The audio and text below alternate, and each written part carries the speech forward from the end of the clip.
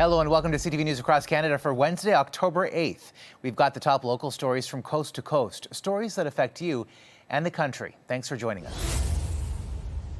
Longer police have released a surveillance video showing a person, likely a woman, walking down a street holding something in her arms. Now that the newborn boy left on a doorstep is stable, they are shifting their focus on his mother. This act, as upsetting as it may be, shows us that you wanted your child to be safe. They believe the person in this video left a newborn on the doorstep of a home on Bourgeois Street Sunday night. The infant, born premature at 34 weeks, was found wrapped in a blanket, his umbilical cord still attached. Spokesperson Jacqueline Pierre says officers have been going door to door, gathering information that could help identify the child's mother and/or father. Our priority for us police officers, for the medical team, is right now you.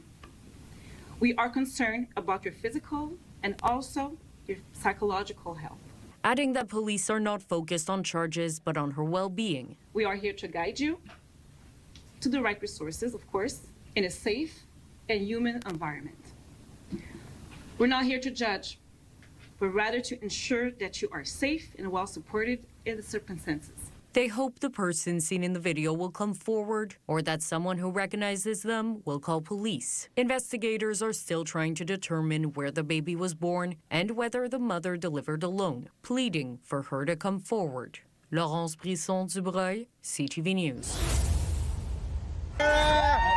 The organizers of the Freedom Convoy walking out of court to cheers and applause. We are still very seriously considering an appeal of the conviction for mischief, but as far as the sentence goes, we're pleased that she is not going to be spending any more time in jail. In a courtroom packed with supporters, a judge handing down 18-month conditional sentences for both Tamara Leach and Chris Barber for their roles in the 2022 protest over vaccine mandates and other pandemic measures. For my client's comment, he respects the judge's decision. They're reasonable in her view and not appealable in terms of the sentences. Was there remorse for what she did? No. The protest saw thousands of people and hundreds of trucks gridlock the core for weeks, horns blaring. The judge says while Barber and Leach attempted to work with officials to shrink its footprint, neither took steps to and/or stop the demonstration, which was disturbing the peace. Barber will spend a year under house arrest and will then have a curfew for 6 months.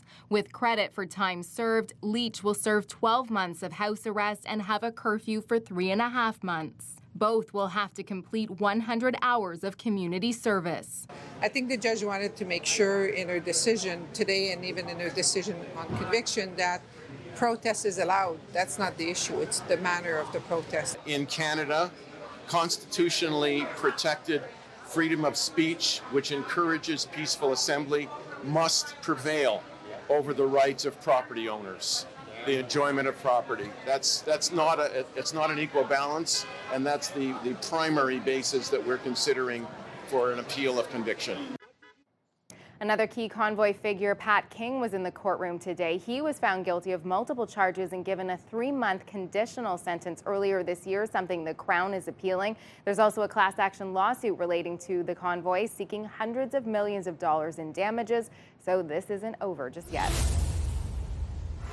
When Deidre Garretts was just finishing up high school, she lost her mother to a pulmonary embolism. She was absolutely heartbroken. We told each other everything, and she was a parent to a lot of my friends as well. And it was different navigating life without her. She was the rock of my family with my dad. Just as life was getting back on track, she lost her father to a heart attack in March of this year. We were super close. I know it's very cliche to say that you're best friends with your parents, but it really was like that. Amidst her grief, Garretts found the clarity to document all the intricate and sometimes confusing details surrounding a loved one's death that no one told her would fall in her lap. Things like probate and executors and estate organization. It's overwhelming, especially if there's not many siblings or not many people that are going to be making those decisions. So when my dad passed away, it was all on me. I'm an only child. I didn't have anyone else to make the decisions with. It was lots of family friends helping me, but it realistically all fell on me. All those unexpected decisions led Garretts to consider that she might not be alone in feeling overwhelmed. So she decided to write a book about her experience, titling it bluntly, My Parents Died. From funeral planning and legal paperwork to emotional grief and healing. I want it to be something that can be talked about more, because when it's talked about more, then people feel more comfortable supporting people through grief. Otherwise, it's almost like an elephant in the room that no one's talking about.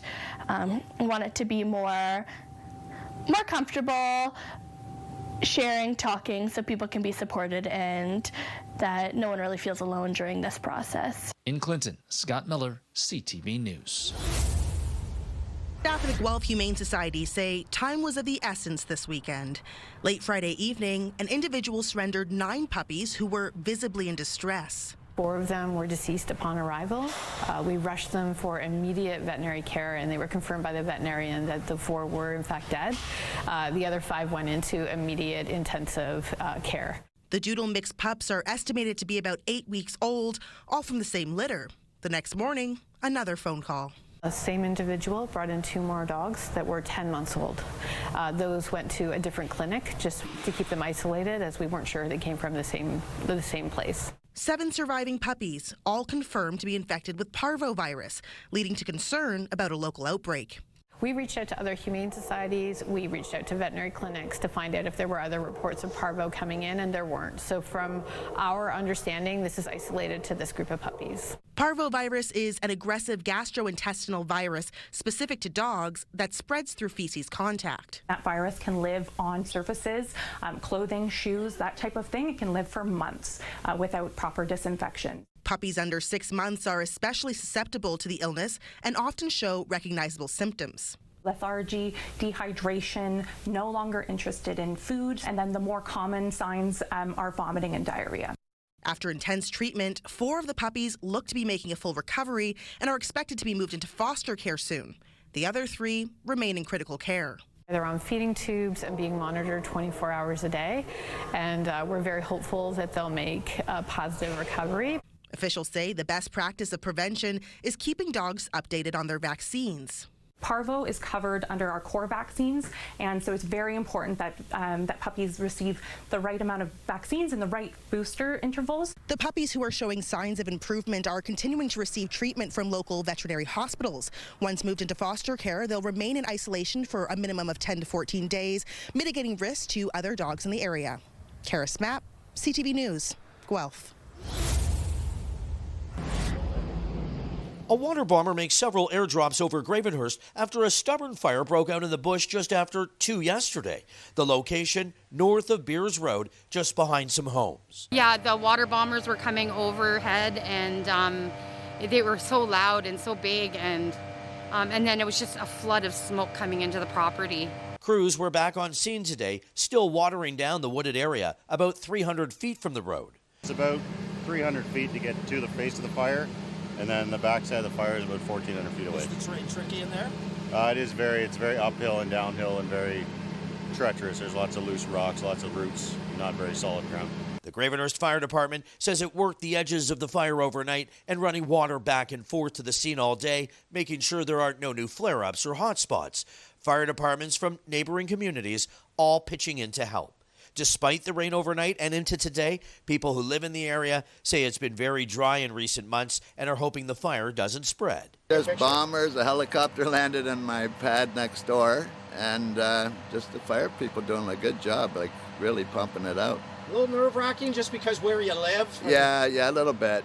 There's lots of smoke. Fire department is asking people to avoid Beers Road from Southwood Road to Arthur Schultz, while the pumpers are running back and forth. Now, at this point, there's no clue as to what caused the fire. The deputy fire chief telling me it is at least 3 hectares in size, could be larger depending on the weather in the coming days. I'm also told that fire crews will be here for the next several days, just in case there are any new flare-ups. Rob Cooper, CTV News, Gravenhurst. For Maya Shavit, today is a somber day, a day of reflection and remembrance. We spoke to her on a bench dedicated to her cousin, Carmel Gatt. I'm still in disbelief that, first of all, that a thing like this ever happened, and second, that we are two years in and we still have hostages, civilians held. The 40-year-old Gat was taken hostage during the Hamas-led terrorist attack on Israel on October 7, 2023. 11 months later, her cousin's body was discovered in a tunnel in Rafah. Carmel's mother was killed in the initial attack. 3 other family members were able to escape. She was a person that will help anybody, anywhere. She had the kindest eyes. She loved everybody. Today at Earl Bales Park in North York, a remembrance service was held inside the community center. We can support each other. We can try and understand what has been going on for the last 2 years together, because, you know, October 7th happened, but it hasn't ended. At local Jewish schools and synagogues, there is a heightened police presence. 3 command posts have been established. And at this well-known bakery and restaurant on Bathurst Street, there is a poster on the wall calling for the return of the hostages.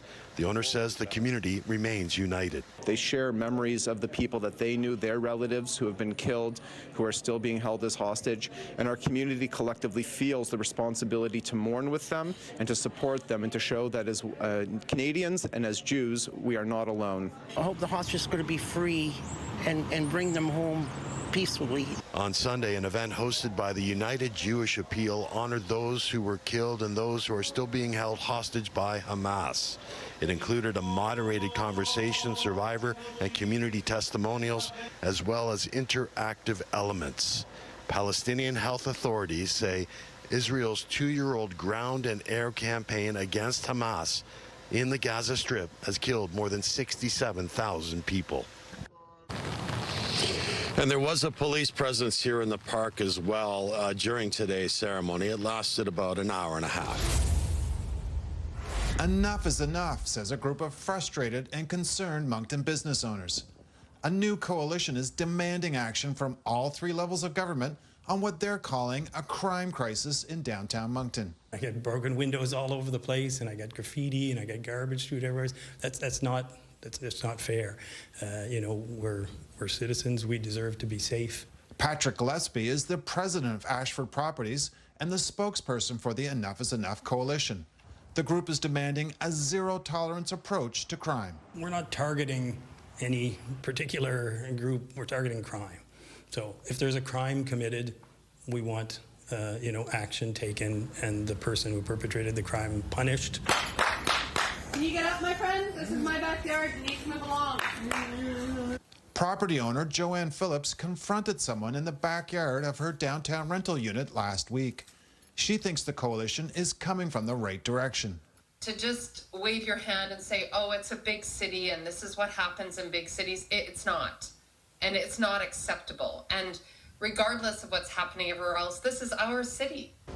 No one from the city of Moncton was available for an interview today, but a spokesperson tells me they are aware of the Enough is Enough coalition and they expect a meeting later this week.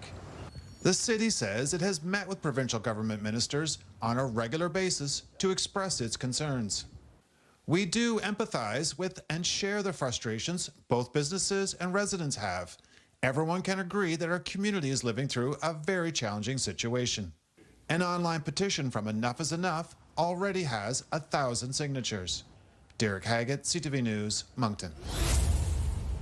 At an alarming rate, First Nations people are disproportionately impacted by the opioid overdose epidemic. The rate of opioid-related deaths for First Nations people in the province tripled between 2019 and 2022. Well, unfortunately, it's not something that we already didn't know. A 36-page report studied data from 2013 to 2023 and found First Nations people were 10 times more likely to visit a hospital for opioid-related toxicity. Intergenerational trauma from the residential school system, from colonization, and those impacts are long-lasting, and that can lead to patterns of substance use. The research found opioid use was higher among First Nations, particularly among those living outside their communities, compared to non-First Nations. Hospital visits due to opioid-related toxicity are also higher among First Nations people. Northern and more remote communities face a lot of difficulties just because of their geographic spread in terms of trying to provide access to safe spaces to use drugs, or to treatment. The research does give some cause for hope. Death rates have stabilized. First Nation-led programming initiatives and that are having great success, and albeit not what we considered in the opioid addiction circle as conventional practices, have had great results. In 2021 and 2022, nearly 400 Indigenous people died of an overdose, and First Nations people were dying at a rate 9 times higher than non-First Nations people. We're lobbying the federal government to say, look, our police services are dealing with a wide variety of issues that are impacting community, including organized crime that is bringing opioids into community. We need police services as well to be an essential service. The Chiefs of Ontario plans to examine data on publicly funded treatment programs to determine if they are adequately serving First Nations throughout this ongoing opioid crisis. Eric Tashner, CTV News, North Bay. Roderick Sutherland told police his garage was used in the killing of 30-year-old Megan Gallagher. That's according to an interview with investigators that played out in court on the second day of his manslaughter trial. On August 5th, 2021, nearly a year after Gallagher's death, Sutherland went to police to voluntarily provide information on the case. He told investigators that he let his friend use his garage to question someone. When he returned to the garage, Sutherland said Gallagher was dead, tied to a chair and covered in a tarp. Sutherland said he didn't realize the woman was Gallagher until later when he saw her missing person pictures. He told officers he never saw injuries on Gallagher or any blood in the garage. Court heard Gallagher's body was placed in a truck and thrown over a bridge into the South Saskatchewan River. Sutherland has pleaded not guilty to manslaughter, unlawful confinement, and offering an indignity to human remains. His jury trial is scheduled to continue on Wednesday. Laurel Woodward, CTV News, Saskatoon. Cooking an entire Thanksgiving dinner for the whole family is a commitment, and often an expensive one. I know that it can be intimidating to take on the whole Thanksgiving meal, but really as cooking goes, it's not complicated cooking. These home economists have found cost-effective ways to save as the holiday season gets underway. Meal planning as a general practice will help save you dollars. But so many things can be frozen, and then if you have a big deep freeze, that will save money in the long run. For a 5-kilogram turkey in Edmonton grocery stores, prices range from $25 to $40. Jody Kashkar says there are cheaper options. I did pork tenderloin because it is a really inexpensive protein right now. It's probably less expensive than a turkey, even a frozen one. Using ingredients effectively also helps keep costs down. So it doesn't seem really big when you buy it, but I butterflied it and pounded it and then filled it with a stuffing that includes some spinach, some onions, some dried fruit, and some breadcrumbs. They also say buying fruits and vegetables that are in season is another way to save. The Brussels sprouts I bought frozen, and that was $2. The carrots, a bag of carrots for a small bag is like $2 again. As for catering the meal, it may seem like an easy way out, but not for your wallet. You are looking at probably somewhere between $35 and $55 a person. And after all, lower costs just might turn down the temperature at the dinner table. There should be no tears. Just family drama. Well, yeah, goes without saying. Sasha Pietramala, CTV News, Edmonton. 17-year-old Emma Mescal was on her way to write a math test on October 2nd when she was struck by a white Dodge Caravan and knocked off her feet. Even more shocking, as she pulled herself off the ground and limped away, the driver got out and yelled at her, then took off. To just simply leave a child on the road and come out and yell and leave, it's beyond to my understanding. Emma's mother, Luba Mescal, spoke with us but asked to not be shown. She wanted the public to see the video of her daughter, which was released by the RCMP. She still cannot fully walk proper. Bend over is hard for her, and mentally is hard for her for sure. The incident happened last Thursday around 8:30 a.m. in the Airdrie community of Windsong. The driver of the white Dodge Caravan has still not been caught. RCMP say he drove off heading eastbound. This Mom of 6 says more needs to be done at the intersection to slow vehicles down. I actually want to walk them every time they have to go to school because there's just people zooming by all the time. Fear shared in the neighborhood. They're driving like crazy and There's so many kids around. We have a school. The Maskals are calling for changes to the intersection. Anything would help. Speed bumps, more police in here. A lot of cars rush through the street. They do not pay attention. They think that they are special and it's not going to happen to their kid. Anyone with information about the suspect driving the white Dodge Caravan is asked to contact Airdrie RCMP or Crime Stoppers. Tyler Barrow, CTV News, Airdrie. Scoliosis is a condition which causes curvature of the spine, which can be very debilitating for the 3 to 4% of the population it affects. A recent study conducted with the help of Saskatoon's synchrotron is examining how zebrafish can help researchers with early detection of scoliosis in children and teenagers. They have organ systems similar to humans. They share similar physiology. About 80% of all disease-causing genes are shared with zebrafish. So it allows us to really model human disease states and understand disease mechanisms. The Canadian light source is similar to an incredibly powerful microscope, which allows researchers to see the atoms and molecules that make up different matter. As a species, zebrafish are prone to scoliosis, and learning more about the potential causes can help with early detection and intervention in humans. So looking at, for example, a zebrafish, looking at the spine of a zebrafish, because it's small enough, we can study in the laboratory. We can look at how the spine changes due to oxidative stress, and that helps us understand how a disease like scoliosis will happen in the human. According to Saruna, there is currently no way to determine which children will receive a diagnosis or how severe the condition will become. And right now, the treatment options really are wait and see.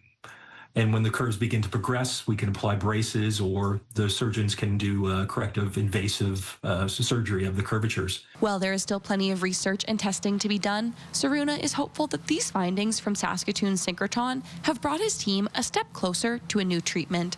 A clinical study is currently underway at Sick Kids Hospital in Toronto to see if these findings in zebrafish could be applied to humans. What I'm hoping is that because we've demonstrated a simple non-invasive, over-the-counter therapy can work in our zebrafish models, if this translates, it may be a way of actually preventing severe curve progression in patients.